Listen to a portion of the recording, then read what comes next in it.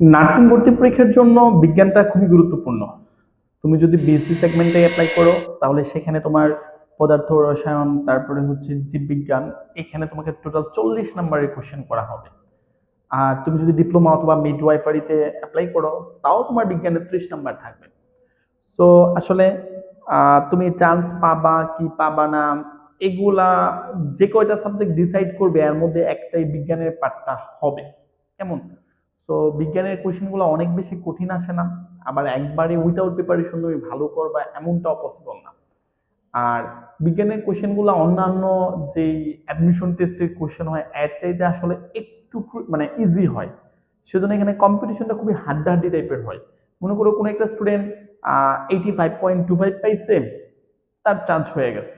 কিন্তু কোনো একটা স্টুডেন্ট 84 পাইছে, তার চান্স হয় না। এটা জাস্ট এক্সাম্পল হিসেবে আমি তোমাকে ধরলাম যে তুমি 1 নাম্বার 2 নাম্বার এর জন্য হয়তো বা তোমার চান্সটা নাও হতে পারে।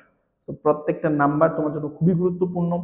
তো ইজি বইলে তুমি এটাকে সাইডে দিলে হবে না, এটার প্রতি ফোকাসড হতে হবে এবং টেকনিক্যাল ওয়েতে তোমাকে পড়াশোনা করতে হবে। তো দেখো, আসলে কোশ্চেনটা ছিল পিএইচ পিএইচ ইকুয়াল 7 হলে দ্রবণটি কেমন হবে। আমরা 8 9 10 মোটামুটি এই টাইপের কোশ্চেন পড়তাম। যদি পিএইচ এর মান আমরা এরকম একটা স্কেল করতাম, পিএইচ স্কেল বলা হইতো। সেটা হচ্ছে সে যদি তোমার 0 থেকে 7 এর মধ্যে থাকে, মানে 7 এর চাইতে কম, মানে পিএইচ এর মান লেস দেন অফ 7, তাহলে এটা অ্যাসিডিক হবে। ঠিক আছে, বা এটা তোমাকে অ্যাসিড নির্দেশ করবে। যদি পিএইচ এর মান 7 এর চাইতে বেশি হয়, এক্স্যাক্টলি 7 না, 7 এর চাইতে বেশি হয়, তাহলে এটা ক্ষারীয় হবে, বা এটাকে আমরা কি বলবো, তোমার ক্ষার, ক্ষারীয় হবে। আর পিএইচ এর মান যদি এক্স্যাক্টলি 7 হয়, তাহলে আমরা এটাকে নিরপেক্ষ বলবো, মানে সে অ্যাসিডিও না, ইভেনচুয়ালি ক্ষারীয় না। কেমন? তো আমাদের পিএইচ ইকুয়াল 7 হলে দ্রবণটি কেমন হবে, এটার সঠিক উত্তর হবে কি, এটা তোমার নিরপেক্ষ হবে। আচ্ছা, পরের কোশ্চেনটা যদি আমরা যাই, নিচের কোনটা যৌগ, মানে কম্পাউন্ড।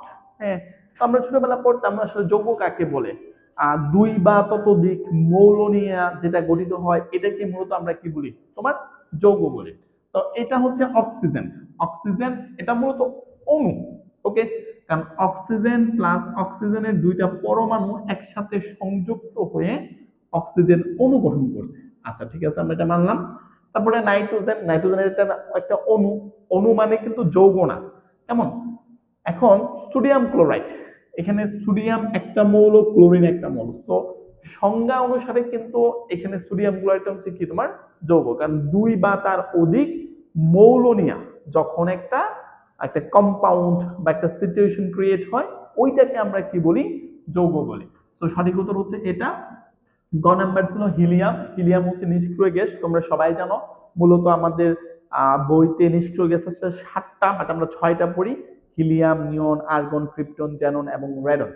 তোমাদের অবশ্যই পজিশনের প্রত্যেকটা নিষ্ক্রিয় গ্যাস সম্পর্কে তোমাদের ভালো একটা আইডিয়া থাকতে হবে, এবং হচ্ছে এদের ইলেকট্রন বিন্যাসটা কি হয় বা কেমন হয় এটা সম্পর্কে ভালো একটা ধারণা রাখতে হবে। তো বিজ্ঞানের এই দুইটা কোশ্চেন কিন্তু খুবই ইজি ছিল, যে তোমাদের এরকম ইজি টাইপের কোশ্চেন তোমরা পরীক্ষাতে পাবা, এর চাইতে একটু হার্ড টাইপের কোশ্চেন তোমরা একটু পাবা। কেমন?